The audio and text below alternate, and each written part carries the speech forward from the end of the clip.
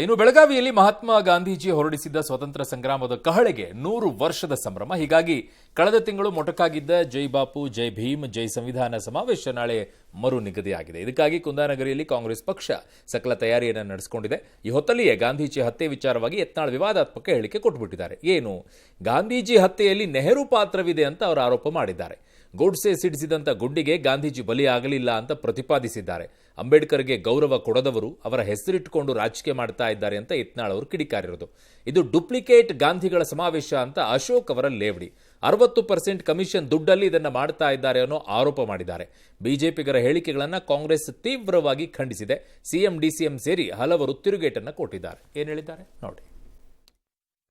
ನಾಥೂರಾಮ್ ಗೋಡ್ಸೆನ ಪಿಸ್ತೂಲ್ನಿಂದ ಹೋಗಿದ್ದು ಒಂದೇ ಗುಂಡು, ಇನ್ನು 2 ಗುಂಡು ಎಲ್ಲಿ ಬಂದು ನೀರು ಹೊಡಿಸಿರ್ಬೇಕತ್ತೇನ್ರಪ್ಪ. ಒಂದೇ ಗುಂಡಿಗೆ ಗಾಂಧಿಯವ್ರ ಸತ್ಯಲ್ಲ ಅಂತ ಹೇಳ್ತಾರೆ. 2 ಮತ್ತು 3 ಗುಂಡಿಗೆ ಬಿದ್ದಾವ್. ಯಾರು ಸಂವಿಧಾನ ನಿರ್ಮಾತು ಅದಾರ ಡಾಕ್ಟರ್ ಬಾಬಾ ಸಾಹೇಬ್ ಅಂಬೇಡ್ಕರ್ ಅವ್ರಿಗೆ ಎಷ್ಟು ಅಪಮಾನ ಮಾಡ್ಯಾರ.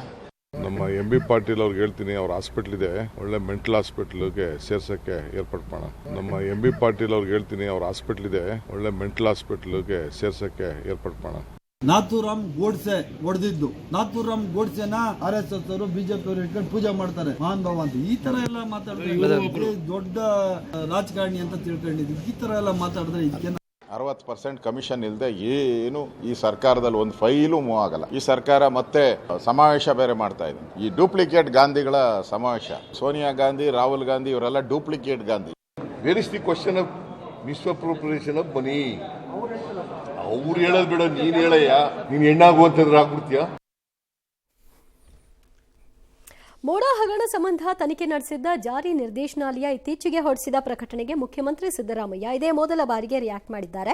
ಮೋಡಾ ಕುರಿತ ಇಡಿ ಮಾಧ್ಯಮ ಪ್ರಕಟಣೆ ರಾಜಕೀಯ ಪ್ರೇರಿತ ಅಂತ ಆಕ್ರೋಶ ಹೊರಹಾಕಿದ್ದಾರೆ. ಇಡಿ ಮಾಧ್ಯಮ ಪ್ರಕಟಣೆಗೂ ನನಗೂ ಸಂಬಂಧ ಇಲ್ಲ. ಬಿಜೆಪಿಯವರು ಮಾಧ್ಯಮ ಪ್ರಕಟಣೆಯನ್ನ ಅನಗತ್ಯವಾಗಿ ಇಡಿಯವರ ಮೂಲಕ ಬಿಡುಗಡೆ ಮಾಡಿಸಿದ್ದಾರೆ ಅಂತ ಆರೋಪ ಮಾಡಿದ್ರು. ಈ ಮಧ್ಯೆ ಬಿಜೆಪಿ ಯತ್ನಾಳ್ ಪ್ರತಿಕ್ರಿಯಿಸಿ ಮೂಡಾ ಹಗರಣದಲ್ಲಿ ಯಾರೂ ಸಾಚಾ ಇಲ್ಲ ಬಿಡ್ರಿ ಅಂದ್ರು. ಇಡಿ ಅವರು ಪ್ರೆಸ್ ರಿಲೀಸ್ ಮಾಡಿರೋದಕ್ಕೂ ನನಗೂ ಸಂಬಂಧ. ಅವರು ರಾಜಕೀಯವಾಗಿ ಉದ್ದೇಶಪೂರ್ವಕವಾಗಿ ಮಾಡ್ತಾ ಇದ್ದಾರೆ, ಅನಗತ್ಯವಾಗಿ ಮಾಡ್ತಾರೆ. 50-50 ಸೈಟ್ ತಗೊಂಡಿದ್ದಾರೆ, ಅದನ್ನು ಮುಟ್ಕೋಲು ಹಾಕೊಂಡಿದ್ದೀವಿ ಅಂತ ಹೇಳಿರೋದು. ನಮಗೂ ಅದಕ್ಕೂ ಸಂಬಂಧ ಇಲ್ಲ. ಅನಗತ್ಯವಾಗಿ ಬಿಜೆಪಿಯವರು ಬೇಕು ಅಂತೇಳಿ ಅದನ್ನು ಇಡಿ ಅವ್ರ ಕೈಲಿ ರಿಲೀಸ್ ಮಾಡಿದ್ದಾರೆ. ಅದು ರಾಜಕೀಯ ಪ್ರೇರಿತವಾದದ್ದು. ಸರ್, ನಿಮ್ದೇನು ಪಾತ್ರ ಇಲ್ಲಂದ್ರೆ ಯಾಕೆ ತಲೆ ಕೆಡಿಸ್ಕೊಳ್ತೀರಾ? ಯಾರು ಭ್ರಷ್ಟಾಚಾರ ಮಾಡಿದರೆ ಅವ್ರು ತಿಂತಾರೆ, ಅವ್ರ ಮೇಲೆ ಶಿಕ್ಷೆ ಆಗುತ್ತೆ. ನೀವು ಯಾಕೆ ತಲೆ ಕೆಡಿಸ್ಕೊಳ್ತಾರೆ? ಬಿಡಿ, ಆಗಲಿ. ಕಾಂಗ್ರೆಸ್ನವರು ಇದ್ದಾರೆ, ಬಿಜೆಪಿಯವರು ಜೆಡಿಎಸ್ ಇದ್ದಾರೆ, ಯಾರು ಅನುಭವಿಸ್ತಾರೆ. ಯಾರು ಅನುಭವಿಸ್ಬೇಕು ಅವರು.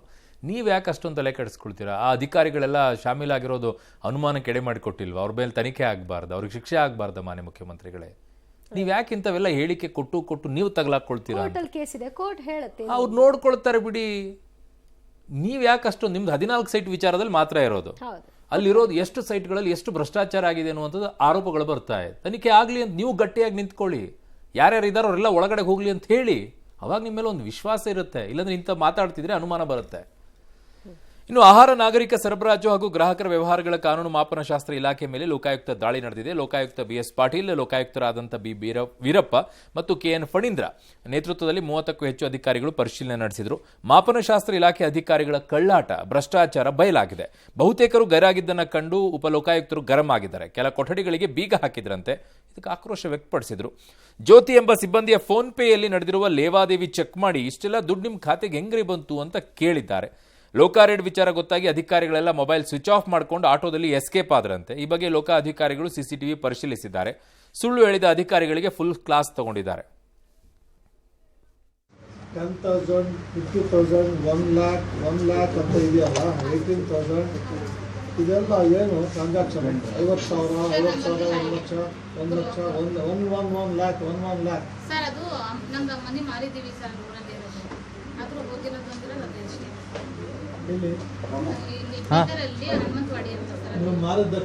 ಮೆಟ್ರಲಾಜಿ ಡಿಪಾರ್ಟ್ಮೆಂಟನ್ನ ಇವತ್ತು ಸರ್ಪ್ರೈಸ್ ಇನ್ಸ್ಪೆಕ್ಷನ್ಸ್ ಮಾಡಿ ನಾವಿಲ್ಲಿ ಸ್ಟ್ರೈಕ್ ಮಾಡಿದ್ವಿ. ಈ 3 ಫ್ಲೋರ್ನಲ್ಲಿ ಆಫೀಸ್ ಬಾಗಿಲ ಹಾಕೊಂಡು ಹೋಗ್ಬಿಟ್ಟಿದ್ದಾರೆ ಜನ. ಒಬ್ಬ ಅಧಿಕಾರಿನೂ ಕೂಡ ಆಫೀಸ್ನಲ್ಲಿ ಇಲ್ಲ.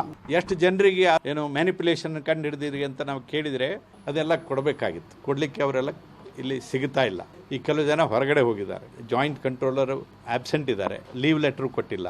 ಇವ್ರನ್ನೆಲ್ಲರನ್ನ ನಾವು ಕರೆಸ್ತೀವಿ, ಕೇಸ್ ರಿಜಿಸ್ಟರ್ ಮಾಡಿದ್ದೀವಿ. ಕಂಟ್ರೋಲರ್ ಅವರು PS ಅವರು ನಮ್ಮ ಮೊಬೈಲ್ ಚೆಕ್ ಮಾಡಿದಾಗ ಆಗಸ್ಟ್ ಅಲ್ಲಿ, ಅಕ್ಟೋಬರ್ ಅಲ್ಲಿ, ಸೆಪ್ಟೆಂಬರ್ ಅಲ್ಲಿ, ನವೆಂಬರ್ ಅಲ್ಲಿ, ಡಿಸೆಂಬರ್ ಅಲ್ಲಿ 78 ಟೋಟಲ್ 4,40,540 ಇಷ್ಟು ಟ್ರಾನ್ಸಾಕ್ಷನ್ ಮಾಡಬೇಕಾದ್ರೆ to obtain permission from the controller IR officer. Controller ಕೇಳಿದಾಗ ನಾನು ಯಾವ್ದು ಪರ್ಮಿಷನ್ ಕೇಳಿಲ್ಲ ಅಂತ ಹೇಳಿದ್ದಾರೆ. ಇಷ್ಟು ಅಮೌಂಟ್ ನಾವು ಎಲ್ಲ ಅಷ್ಟೇ 1 ವರ್ಷದ ಕೊಡಬೇಕು ಅಂತ ಕೇಳಿದ್ದೀವಿ. ನಟ ರಿಷಬ್ ಶೆಟ್ಟಿ ಮುಖ್ಯ ಪಾತ್ರದಲ್ಲಿ ನಟಿಸ್ತಾ ಇರುವಂತಹ ಕಾಂತಾರ 2 ಚಿತ್ರ ಏನಿದೆ, ಈ ವಿವಾದದಲ್ಲಿ ಸಿಕ್ಕಾಕೊಂಡಿದೆ. ಏನಾಗಿದೆ? ಸಕಲೇಶ್ಪುರದ ಹೆರೂರಿನಲ್ಲಿ ಶೂಟಿಂಗ್ ಸಲುವಾಗಿ ಅರಣ್ಯದಲ್ಲಿ ಮರ ಕಡಿದ ಆರೋಪ ಈಗ ಕೇಳಿ ಬಂದಿದೆ. ಈ ಸಿನಿಮಾ ಬಗ್ಗೆ, ಈ ಸಿನಿಮಾ ಶೂಟಿಂಗ್ನಿಂದ ಅರಣ್ಯ ಪ್ರದೇಶ ನಾಶ ಆಗ್ತಾ ಇದೆ ಅಂತ ಆರೋಪಿಸಿ ಸ್ಥಳೀಯರೆಲ್ಲ ಪೊಲೀಸರಿಗೆ ದೂರು ಕೊಟ್ಟರು. ಗ್ರಾಮದ ಹೊರವಲಯದ ಖಾಲಿ ಮೈದಾನದಲ್ಲಿ ಶೂಟಿಂಗ್ಗೆ ಅಧಿಕಾರಿಗಳು ಅವಕಾಶ ಕೊಟ್ಟಿದ್ರು. ಆದರೆ ಅಕ್ರಮವಾಗಿ ಅರಣ್ಯ ಭಾಗದಲ್ಲಿ ಶೂಟಿಂಗ್ ಮಾಡ್ತಿದ್ದಾರೆ, ಸ್ಫೋಟಕಗಳನ್ನು ಸಿಡಿಸ್ತಾ ಇದ್ದಾರೆ ಅಂತ ಆಪಾದನೆ ಮಾಡಿದ್ದಾರೆ.